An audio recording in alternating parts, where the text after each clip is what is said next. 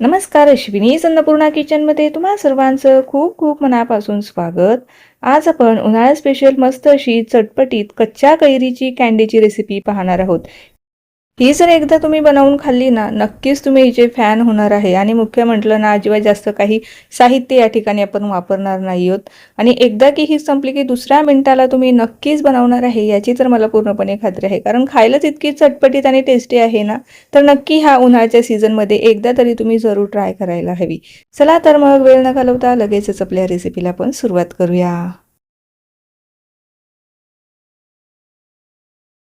ही कच्च्या कैरीची कँडी बनवण्यासाठी आपल्याला साधारणतः 300 ग्रॅम एवढ्या ह्या कैऱ्या लागणार आहे. कैऱ्या जर थोड्या आंबट असेल ना, ही अजूनच छान लागते.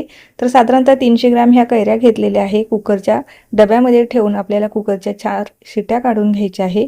छान मऊसूत आपल्याला ह्या कैऱ्या शिजवून घ्यायच्या आहे. 4 शिट्यांमध्ये आपल्या कैऱ्या छान अशा शिजलेल्या आहे. आता ह्याचा आपल्याला गर सेपरेट काढायचा आहे. सेम आपली कैरी पन्हा आपण जसं बनवतो ना, अगदी सेम त्याच पद्धतीने आपल्याला संपूर्ण प्रोसेस करायची आहे. कैरीचा पल्प आपण आता काढून घेऊया. कैऱ्या पूर्णपणे थंड झाल्याशिवाय अजिबात आपल्याला याचा गर काढायचा नाही, नाहीतर हाताला भाजण्याची शक्यता असते. आता मी ज्या ह्या कैऱ्या घेतलेल्या आहे ना, याच्या आतमध्ये कुठेही कोय नाही, त्यामुळे याचा भरपूर असा गर निघालेला आहे. कैऱ्या आपल्याला याकरता मोजून घ्यायची आहे, कारण आपण यामध्ये साखर घालणार आहोत आणि त्याचा अचूक अंदाज यावा याकरिता आपल्याला कैऱ्यासुद्धा मोजून घ्यायच्या आहे, जेणेकरून आपले जे हे कैरीचं पण किंवा कैरीची जी कँडी आपण तयार करणार आहोत ही जास्त आंबट किंवा जास्त गोड व्हायला नको याकरता. संपूर्ण गर या ठिकाणी माझा काढून झालेला आहे. आता आपल्याला याला छान असं मिक्सरला बारीक करून घ्यायचं आहे. तर मिक्सरच्या भांड्यामध्ये याला टाकून घेऊया. आणि त्यापूर्वी यामध्ये आपल्याला काही जिन्नससुद्धा घालणार आहे. तर घरातले अगदी बेसिक साहित्य आपण यामध्ये घालणार आहोत.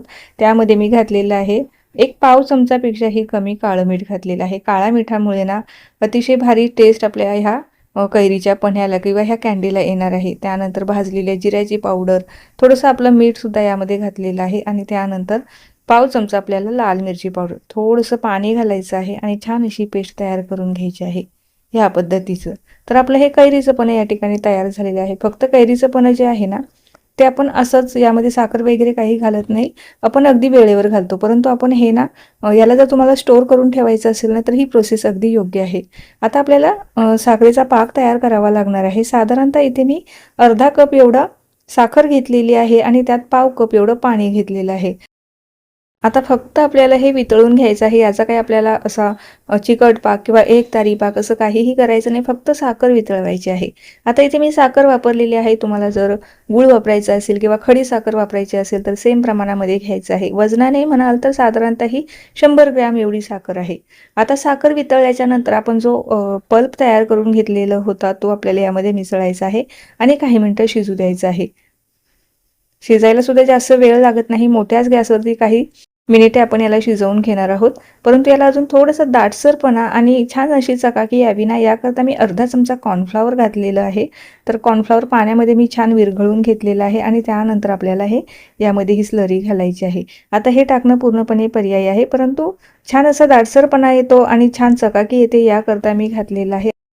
हे कॉर्नफ्लोअर घातल्याच्या नंतर काही सेकंद आपल्याला मोठ्याच गॅसवरती छान असं शिजवून घ्यायचं आहे. सतत ढवळत राहायचं आहे, गॅस कुठेही सोडायचा नाही. तर हे पहा, रंगही अगदी छान आलेला आहे. यामध्ये आपण कुठलाही आर्टिफिशियल कलर किंवा काहीही वापरलेलं नाही, तरीही अगदी परफेक्ट असा रंग आलेला आहे आणि मस्त असं आता हे तयार झालेलं आहे. आता हे पूर्णपणे थंड झाल्याच्या नंतर आपण सेट होण्यासाठी ठेवणार आहोत. तर हे कैरीच्या पाण्याचं प्रीमिक्ससुद्धा तयार झालेलं आहे. फक्त आपल्याला वेळेवर थंडगार पाण्यामध्ये मिसळायचं आहे आणि हे प्यायचं आहे. परंतु याची जी कँडी आहे ना, अतिशय भारी लागते. यामध्ये आपल्याला पाणी वगैरे मिसळायची गरज नाही. हे असंच खायला फार छान लागतं. त्यामुळे मी आता हे माझ्याकडे जे आईस्क्रीमचे मोल्ड असतात त्यामध्ये मी सेट करणार आहे, किंवा तुम्ही एखाद्या काचेच्या बॉटलमध्ये भरून तुम्ही याला स्टोअर करून ठेवू शकता आणि आयत्या वेळेला उन्हातून आल्याच्या नंतर फक्त पाण्यामध्ये मिसळून याला पिऊ शकता किंवा अशीच ही कँडी खाऊ शकता. अगदी 2 महिने हे आरामात टिकतं, खराब होत नाही. आता तुमच्याकडे जर असे मोल्ड नसेल तर तुम्ही जे प्लास्टिकचे टी कप येतात ना किंवा कॉफी कप येतात ना, त्यामध्ये सेट करू शकता. त्यावरती आईस्क्रीमच्या ज्या काड्या असतात त्या लावून तुम्ही हे सेट करण्यासाठी ठेवू शकता, किंवा नुसतं जसं एखाद्या भांड्यामध्ये जरी तुम्ही ठेवलं ना तरीही हे छान असं सेट होतं. आता याला आपल्याला एक 6 ते 7 तास तरी फ्रीजरमध्ये सेट होण्यासाठी ठेवावं लागणार आहे, तेव्हाच हे छान असं सेट होणार आहे. किंवा तुम्ही ह्याला रात्रभरसुद्धा सेट होण्यासाठी ठेवू शकता. तर आता हे मी रात्रभरासाठी सेट होण्यासाठी ठेवणार आहे.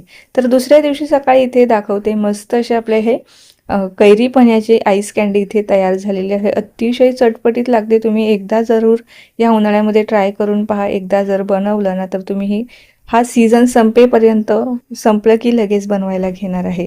तर डिमोल्ड करण्यासाठी खाली मी साधं पाणी ठेवलेलं आहे आणि हे डिमोल्ड केलेलं आहे. तर हे पहा रंगही अगदी छान आलेला आहे. यावरतून तुम्ही अजून थोडासा चाट मसाला टाकू शकता, अजूनच छान चटपटीत होणार आहे. मस्त अशी आपली कैरी पन्ह कँडी या ठिकाणी तयार झालेली आहे. नक्की ट्राय करून पहा आणि कशी झाली ते कळवायला मला अजिबात विसरू नका.